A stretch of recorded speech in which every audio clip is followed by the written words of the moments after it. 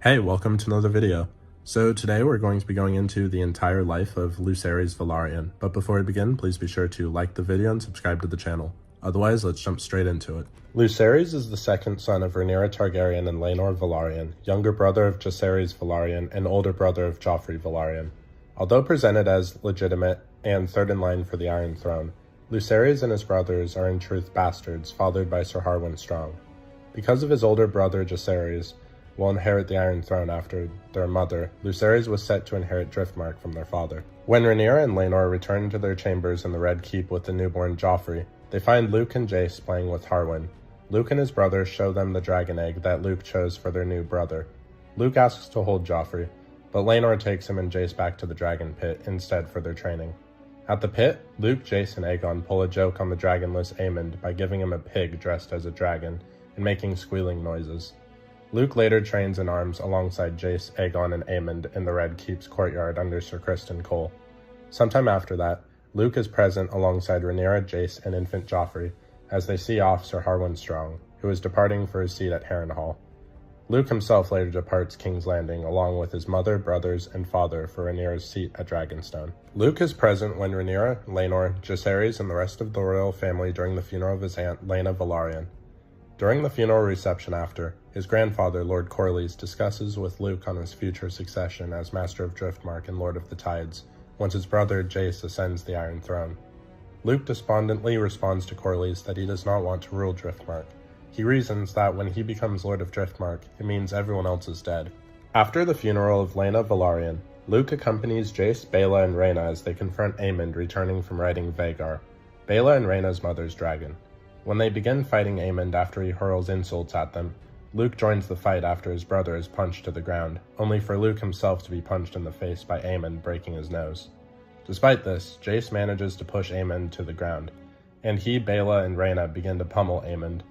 Aemond nevertheless manages to escape, and when Luke attempts to engage Aemond once again, he is grabbed by the throat by Aemond, who brandishes a rock to hit him with, threatening to burn Luke alive just like his father, before calling Luke and Jace bastards. This prompts Jace to unsheath a knife and attack him, but Aemond dodges him before hitting him in the head with a rock. As Aemond prepares to strike Jace again, Jace blinds him with sand before Luke grabs the dropped knife and slashes Aemond in the left eye.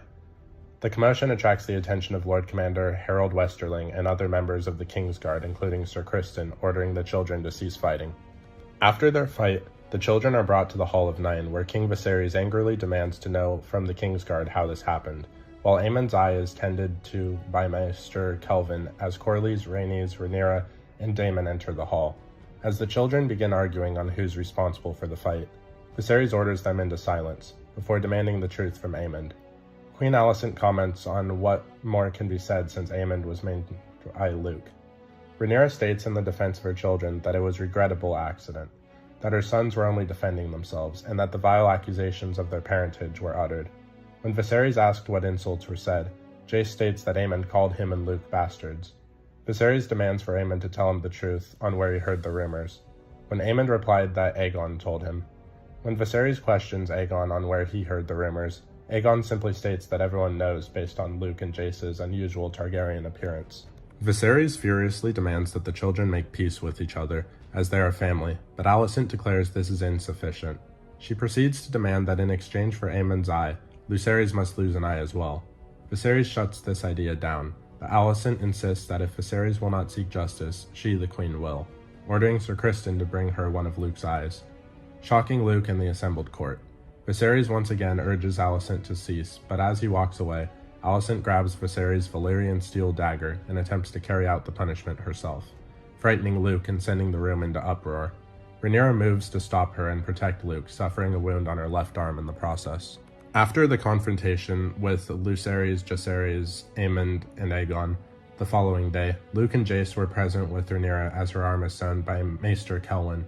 When Laenor enters the room asking what happened, Kelvin states that Luke's broken nose is the worst to have occurred.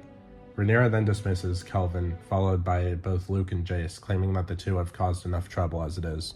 Sometime after the incident with Aemond and his father's alleged murder, Luke is present alongside Jace, Baela, and Rhaena for the wedding of Rhaenyra and Daemon at Dragonstone. 6 years later, Luke travels with his family to King's Landing to defend his claim to Driftmark, as Lord Corlys has been severely wounded in the Stepstones. Corlys' brother Vaemond, backed by the Hightowers who rule in the name of the bedridden Viserys, seeks to take Driftmark for himself, believing he is Corlys' heir due to Laenor's death and Luke's illegitimacy. He and Jace go to the training yard. Growing uncomfortable at the many stares that he and his brother are getting, Luke whispers that none of this would be happening if he didn't look like Harwin Strong. Jace tells him that it doesn't matter what other people think. The two then see Aemond sparring with Criston Cole and go to watch. When Aemond wins the duel, he mockingly asks if they have come to train. A potential fight is prevented by Vaemond's arrival. Rhaenyra takes Rhaenys in the Red Keep's Godwood, where she proposes that Jace and Luke should be betrothed to Baela and Rhaena to further strengthen the alliance between the Targaryens and Velaryons. Luke is defended at the hearing over his inheritance by Rhaenyra and Rhaenys, who has agreed to the marriage proposals, and to the surprise of all, King Viserys himself. Vaemond loudly declares the bastardy of Rhaenyra's children, causing Daemon to decapitate him. Once at dinner, Luke can't help but laugh when Aemond is served a roast pig, reminded him of the prank that he pulled with Aegon and Jace. Aemond responds by mockingly toasting the boys as strong. Jace punches Aemond when he says it again. Luke tries to help him, but Aegon comes up from behind and slams his head into the table. Daemon interferes, forcing his stepsons and nephews to back down, while Rhaenyra decides to take her family back to Dragonstone that night. Eventually, Luke asks Rhaenyra if Corlys is going to die, saying that Vaemond was right in the better heir to Driftmark. Corlys was the best sailor alive, but Luke grew up on Dragonstone and is very prone to seasickness, which makes him think that he will ruin House Velaryon. Rhaenyra comforts him by saying she was named heir to the Iron Throne at his age and was also nervous, but in time she earned her inheritance. When Sir Laurent Marbrand informs Rhaenyra of Rhaenys' arrival on Dragonback, Rhaenyra sends her son off. Luke goes out to train with Jace on the beach under Sir Steffan Darklyn, but Rhaenys arrives with news of a Hightower coup in King's Landing that has crowned Aegon in the wake of King Viserys' death. Rhaenyra summons them to her bedchamber, where they arrive to see that she is prematurely giving birth to her half-sister, Visenya. After she tells them of Viserys' death and Aegon's coronation, they are both sent out of the room. At Visenya's funeral, Luke witnesses Sir Eric Cargill deliver the crown of Viserys to Rhaenyra, and joins the others in kneeling to her as the queen. As Rhaenyra tries to firmly establish alliances with the great houses, Jace and Luke volunteer as messengers. Rhaenyra decides to send Luke to Storm's End to treat with Lord Boros Baratheon. Before they leave, Rhaenyra tells Luke not to get into any fights, and that Lord Boros shares blood with him through Rhaenys. He should receive a warm welcome. He leaves Dragonstone on his dragon Erex and flies south. Luke arrives at Storm's End and lands in the courtyard. He is frightened to see Vhagar on the other side of the castle, which means that Aemond arrived before him. He approaches the guards at the door and introduces himself. Brought into the main hall, Luke delivers his mother's message to Lord Boros, the Lord of Storm's End, and is insulted by the wording, and asks LUCERYS which of his daughters he will wed, as Aemond has already secured the Baratheon support by promising to marry Floris Baratheon. Luke responds that he is already betrothed.